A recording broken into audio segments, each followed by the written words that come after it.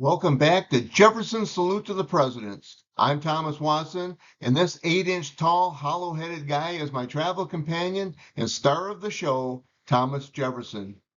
This show is the third and final episode dedicated to the life of Abraham Lincoln, and it focuses on the scumbag scoundrel who assassinated our 16th president, John Wilkes Booth. While this episode is not in any attempt to glorify Booth or his accomplices, Jefferson and I figured Lincoln's life story would not be complete without telling the story of one of the darkest days in American history and the harrowing days that followed. So if you're ready, please sit back, grab a stiff drink like Booth had before his final theatrical performance, and enjoy the show.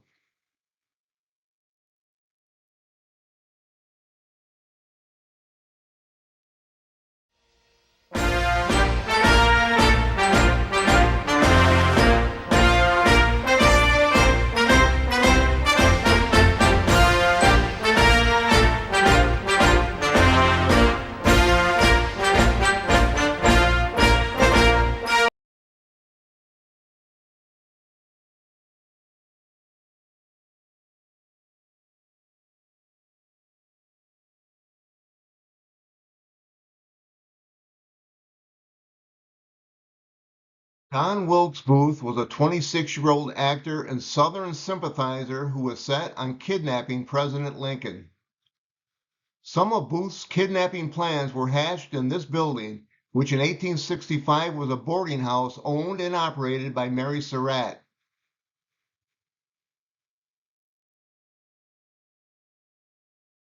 For a few months, Booth met with David Harold, George Atzerodt, Lewis Powell, and John Surratt in this house, which was located roughly 7 blocks east of the White House.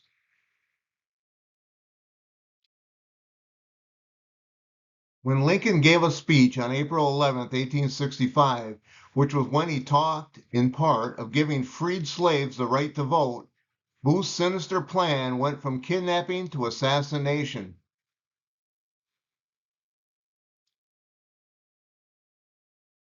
On the morning of April 14, 1865, Booth learned President Lincoln was scheduled to attend the performance of Our American Cousin at Ford's Theater later that night. It was time for the actor to put his plan into action.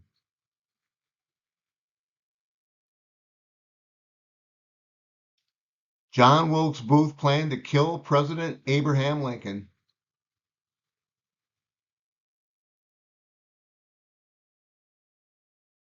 Booth assigned Lewis Powell to kill Secretary of State William Seward.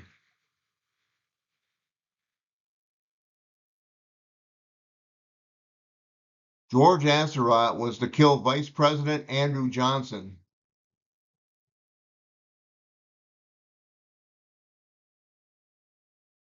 David Harold was assigned to guide Powell to the Seward House, then rendezvous with Booth in Maryland.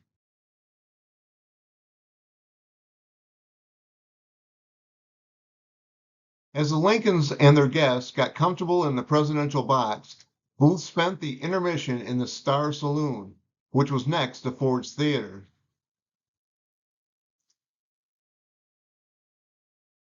At roughly 10:10 p.m., Booth entered the Family Circle entrance and made his way into Ford's Theater to perform for the last time.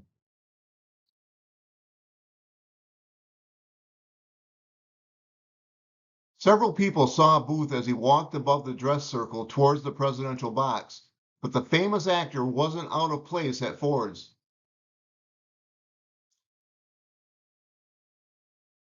Booth reached this entrance door to the area just outside the presidential box, and he was allowed to enter.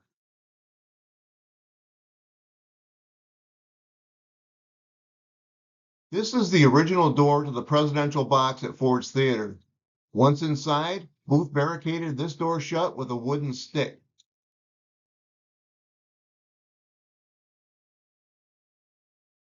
Booth quietly slipped into the box unobserved. The actor blocked the door behind him and waited for the humorous line from actor Harry Hawk.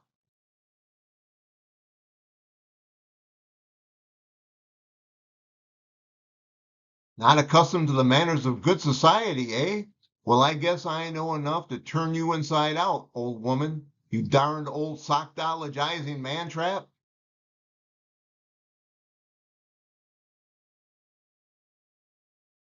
Bang! Who shot Lincoln in the back of the head with his 41 caliber single-shot Philadelphia Derringer?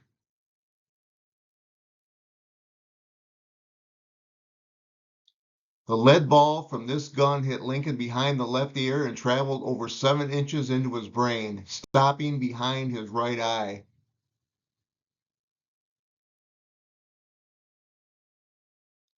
John Wilkes Booth after he shot the president.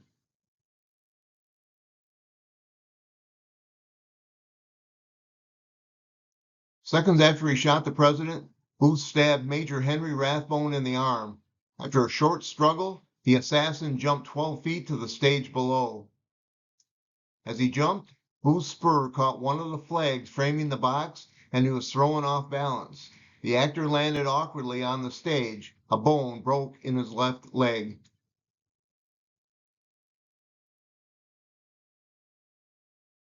Booth hobbled to the center of the stage. Then he held his bloody knife high into the air and shouted at the stunned audience, "Sic semper tyrannis!"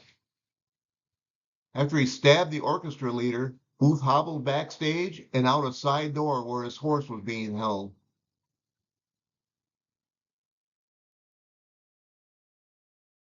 As the scene inside the theater broke into chaos, Booth exited forwards through the door located behind me to the right of the dumpsters.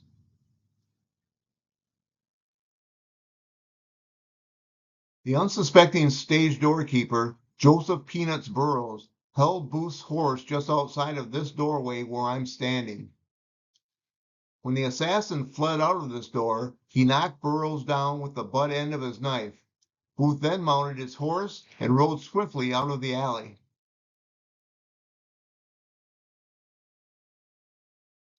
The Getaway of John Wilkes Booth, April 14th, 1865.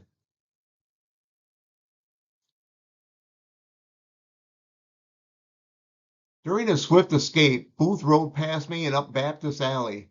At the end of the alley, the assassin turned right onto F Street where he headed towards the Capitol building, then over a bridge and into Maryland.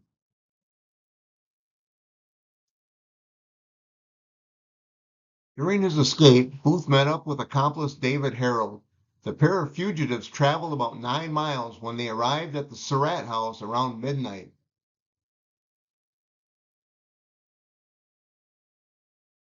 Booth and Harold went inside this house and grabbed the 2 Spencer carbines, ammunition, and other supplies that Mary Surratt had stashed for them.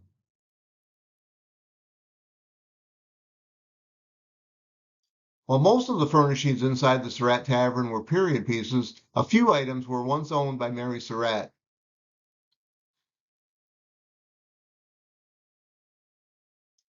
Booth's rifles and ammo were once hidden in this wall behind me. On the morning of April 14, 1865, Mary Surratt came to the tavern and asked a tenant to have the shooting irons ready for pickup later that day.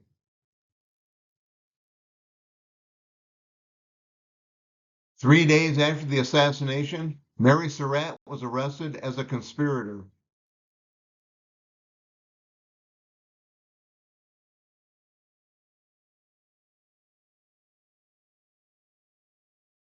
This 2-story farmhouse behind me was known as St. Catherine and was owned by Dr. Samuel A. Mudd and his wife Sarah in 1865.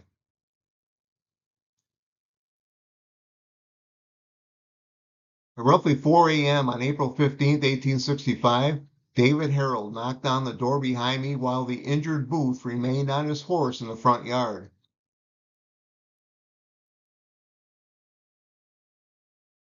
Booth came to the doctor's house to seek medical treatment on his left leg that he fractured while jumping onto the stage at Ford's Theater.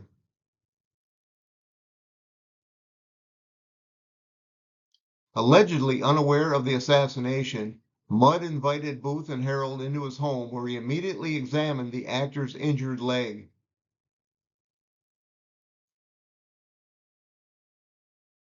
Dr. Mudd led the 2 fugitives into the parlor of his home. Booth laid on the burgundy sofa while Mudd examined his left leg.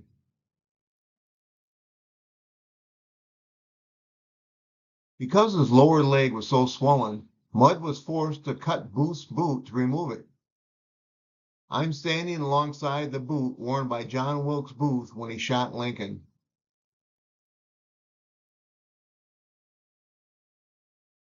After the examination had revealed a fractured left fibula, Mudd splinted Booth's leg and gave him a shoe to wear.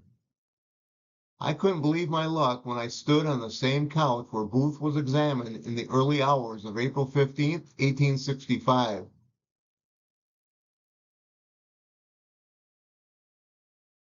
While in the parlor, I saw a small officer's desk in the corner. That desk was made by Mudd while he served his sentence in prison.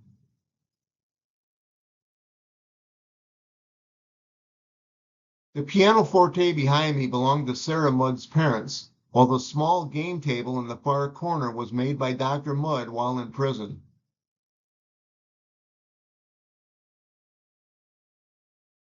This is Samuel and Sarah Mudd's first floor bedroom. The Mudds were sleeping in this room when the doctor heard a knock at his front door.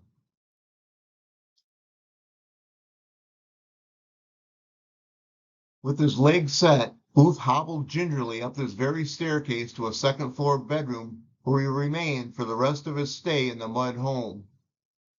When I stood on the same handrail, I was touching history. Dr. Mudd, John Wilkes Booth, and David Harold all touched that same handrail.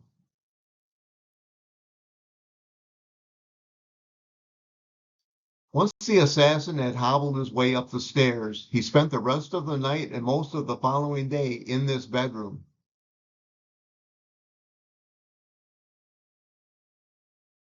Even though the bed was not original to that historic day, the wooden floorboards beneath me were. Booth was resting in this room when Abraham Lincoln died at 7:22 a.m. on April 15, 1865.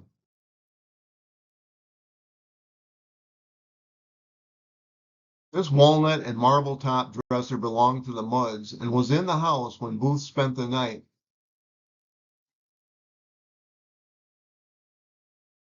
As a matter of fact, Booth likely looked in this mirror as he shaved off his signature mustache in an effort to make himself more unrecognizable.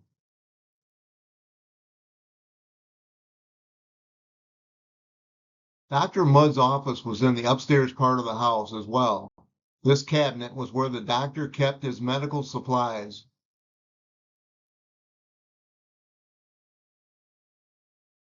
Dr. Mudd's medical travel kit was directly in front of me.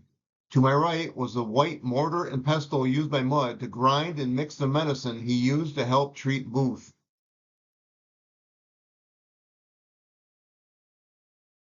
While Booth ate his meals upstairs, David Harold ate his meals in this first floor dining room. Harold was seated at the table directly in front of me. The sideboard I'm standing on was original to the house in 1865.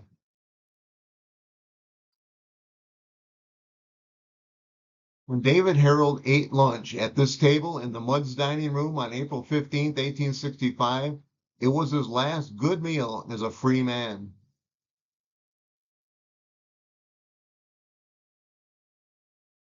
After spending about 12 hours in the Mudd house, where they rested and were fed, Booth and Harold left St. Catherine and headed down the trail behind me.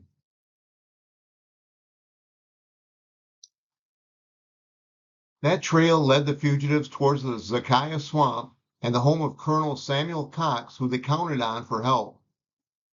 Cox's home, known as Rich Hill, was located about 18 miles away through the swamp.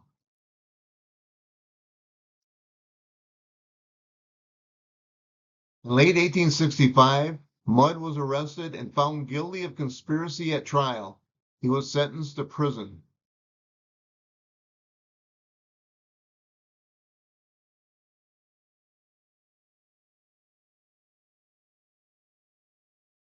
Booth and Harold traveled on horseback the rest of Saturday, April 15th, until they arrived at this two-story farmhouse known as Rich Hill.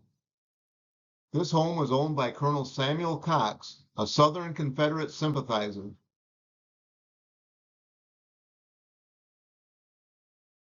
When the fugitives arrived at Rich Hill at 1 a.m. on Easter Sunday morning, Samuel Cox invited Booth and Harold into his home and fed them.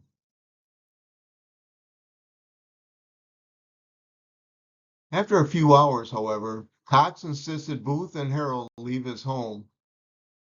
The colonel asked his foster brother, Thomas Jones, to lead the fugitives down the road where they could hide out in a pine thicket on his property.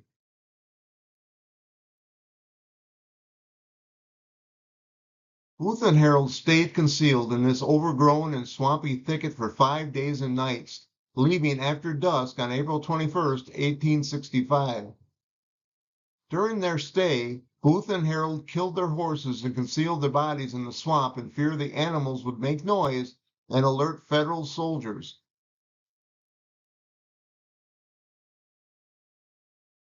Colonel Cox asked Jones to bring the fugitives food, whiskey, and newspapers.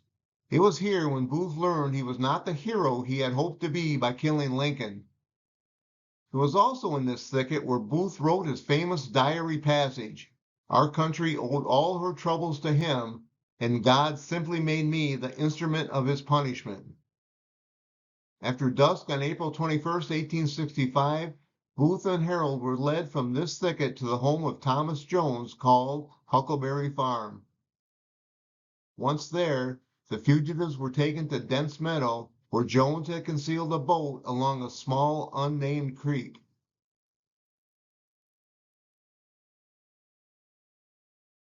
It was along this creek, in the brush behind me, where the fugitives' boat had been stashed by Thomas Jones.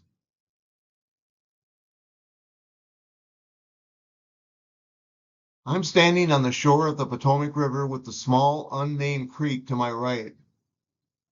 The fugitives' goal was to safely make the journey across the Potomac and into Virginia, which you can see in the distance behind me. Booth and Harold climbed into the boat, and Jones pushed them off into the darkness of the Potomac, with only a primitive compass to guide them.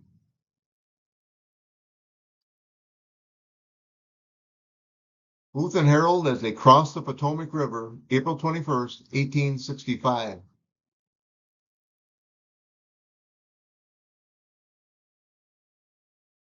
Once the boat left this spot in complete darkness, the assassin and his accomplice needed to be as quiet as possible. Federal gunboats, combing the river for the pair, were nearby. At one point, Booth's boat was next to one of the gunboats. But instead of reaching Virginia, the pair of fugitives mistakenly navigated upstream and came ashore in Maryland at Nanjemoy Creek in the early morning hours of April 22nd. The strip of land in the distance is Maryland, and was about where Booth's boat came ashore in 1865.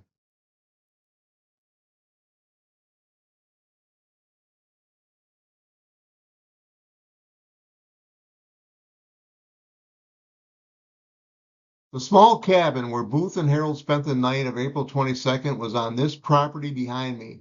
This farm was located near the shore of Nanjemoy Creek.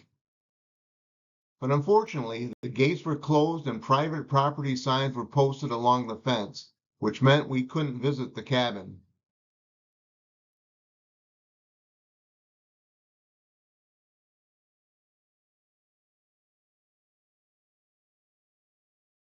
At nightfall of April 22nd, Booth and Harold boarded their boat and completed the treacherous crossing of the Potomac before dawn on April 23rd, 1865.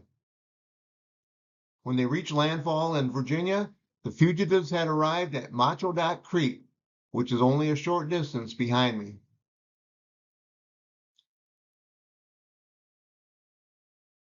Harold left Booth with the boat, and he walked to this house, owned in 1865 by Mrs. Elizabeth Quisenberry, a Southern sympathizer. Harold intended on buying a horse, but Quisenberry refused.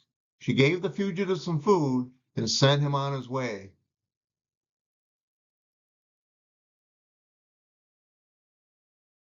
The original part of the Quisenberry home in 1865 was the small section with the chimney. When Harold left this house, he was extremely mad. The lack of help from Quisenberry forced the fugitives, escorted by farmer William Bryant, to continue south towards the home of Dr. Richard Stewart.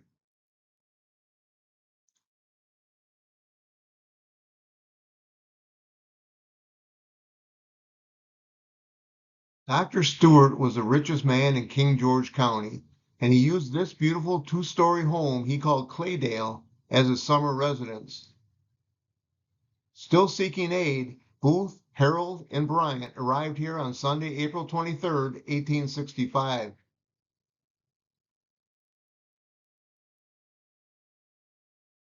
Upon arrival, Booth requested medical aid and supplies from Dr. Stewart, another known Southern sympathizer, but he refused to help the pair. The doctor did invite them inside his home for a short time to give them food, but Stewart refused additional help and sent the fugitives on their way.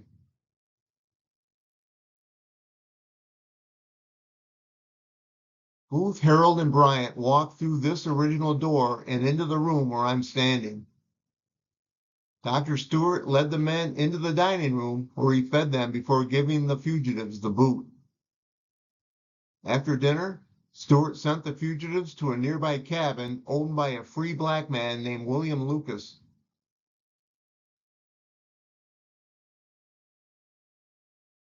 The Lucas family cabin where Booth spent the night of April 23, 1865.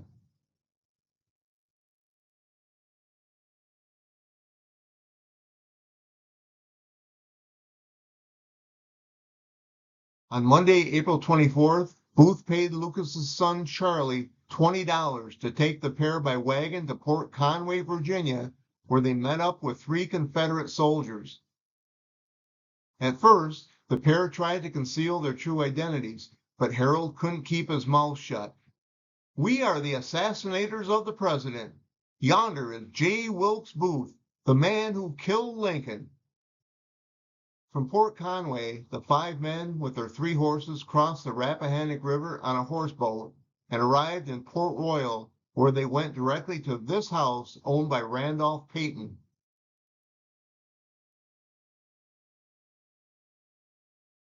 It was late in the day when they arrived, and the men were exhausted when Sarah Peyton answered the door. Willie Jett, one of the Confederate soldiers, told Sarah they were returning from the war and one was wounded. They needed a place to spend the night.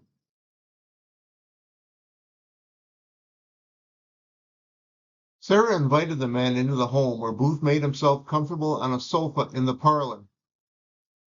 But since Sarah's brother Randolph wasn't home, she didn't feel it was proper to have male guests without the man of the house there, and she asked them to leave.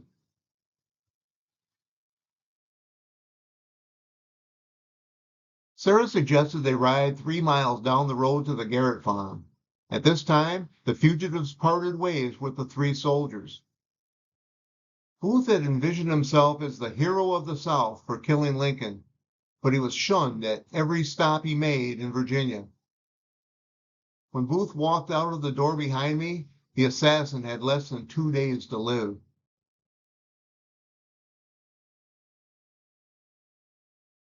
The Booth escape trail from Ford's Theater to the Garrett farm, 90 miles away.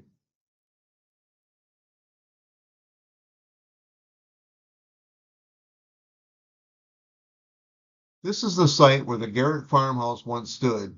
Today, the site is located in the densely wooded Highway 301 median just south of Port Royal, Virginia.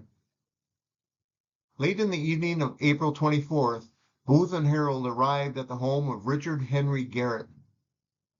The duo informed Garrett they were cousins named Boyd who were returning home from the war. Garrett felt sympathetic to the pair and let them stay.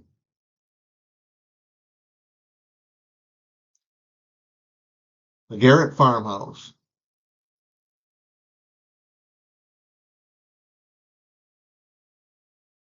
By the second night, Garrett became suspicious of the pair and forced them to sleep in the tobacco barn behind the home. Garrett also locked the men inside the barn for fear they would steal his horses. This short pipe sticking out of the ground beside me marked the location of the Garrett farmhouse fireplace.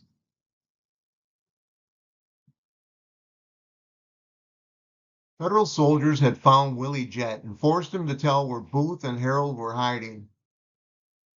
In the early morning hours of April 26th, the manhunt was over. The Garrett farm was overrun by Federal troops. With orders to take the fugitives alive, the troops set the barn on fire with the intent of smoking the pair out.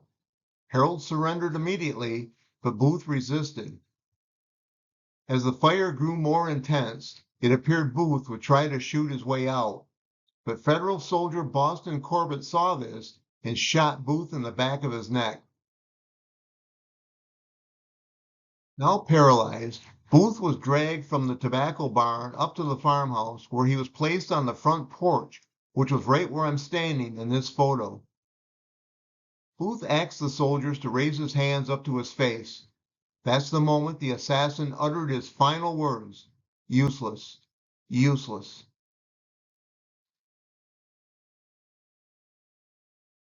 Soldiers surrounded the burning barn.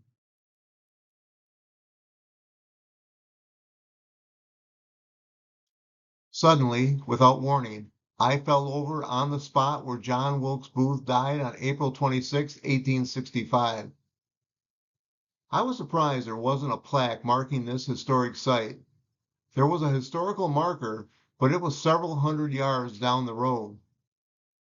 All around me were just weeds, thick brush, pickers, and ticks, which was a fitting tribute to the most heinous criminal in American history.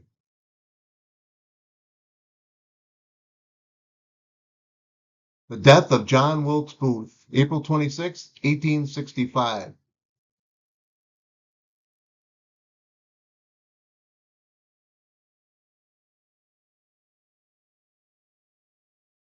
After his death and autopsy, John Wilkes Booth was buried in the yard of the old penitentiary in Washington next to the other conspirators. Roughly 4 years later, his body was given to the Booth family, where they buried him in an unmarked grave in their family plot at Greenmount Cemetery in Baltimore.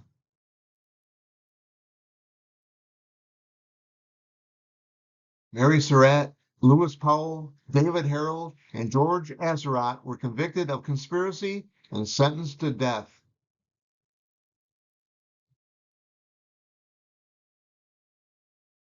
At 1 p.m. on July 7, 1865, the four were executed.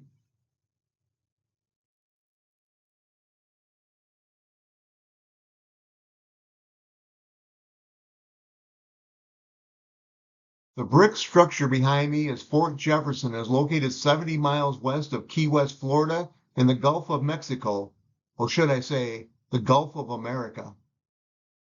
This historic fortress was built in 1847.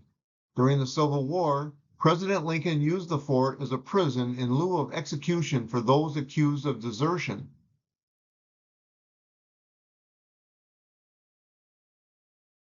On June 29, 1865, Dr. Samuel Mudd's trial ended and he was found guilty as a co-conspirator. The doctor missed an execution sentence by one vote. Mudd, along with co-conspirators Michael O'Loughlin, Edmund Spangler, and Samuel Arnold, were sentenced to life in prison and were transported to Fort Jefferson.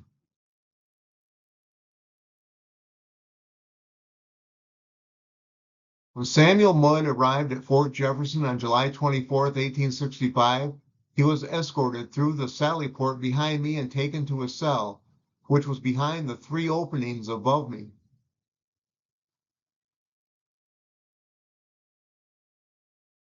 I'm standing at one of those openings in Dr. Mudd's prison cell.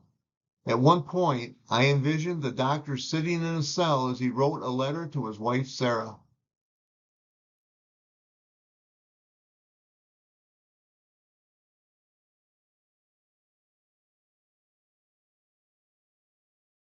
The trench I'm standing in was carved into the cell floor by Dr. Mudd and his fellow prisoners.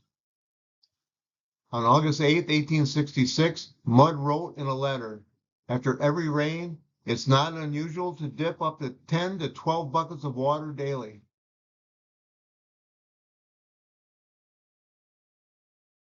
In the fall of 1867, a yellow fever outbreak hit the fort, killing the prison doctor and numerous prisoners, including Michael O'Loughlin.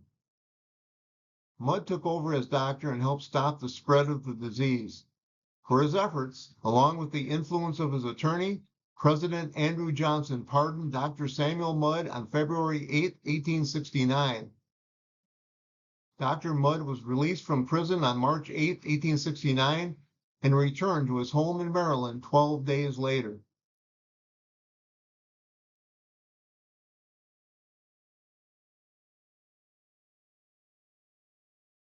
Dr. Mudd was only 49 years old when he died from pneumonia on January 10, 1883. The monument I'm standing on, which marked the grave of the doctor, was located in the cemetery alongside St. Mary's Catholic Church in Bryantown. Ironically, St. Mary's was the place where Dr. Mudd first met John Wilkes Booth on November 13, 1864. While some believe the doctor was completely innocent in Lincoln's assassination, I believe he knowingly helped and aided an assassin's escape. If the doctor wasn't more involved or guilty than Mary Surratt, who was executed for her role, then my name is Mudd.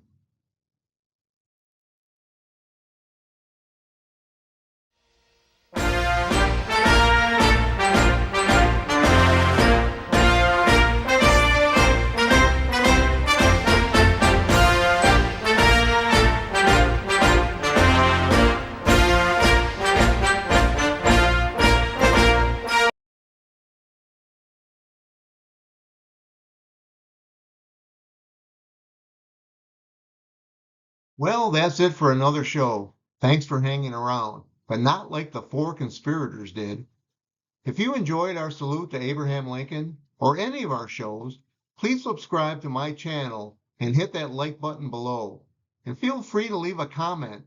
I'll reply to each and every one. Our next episode of Jefferson's Salute to the Presidents will feature the life of our 17th president, Andrew Johnson. As always, thank you for your support and for watching my shows. We'll see you soon.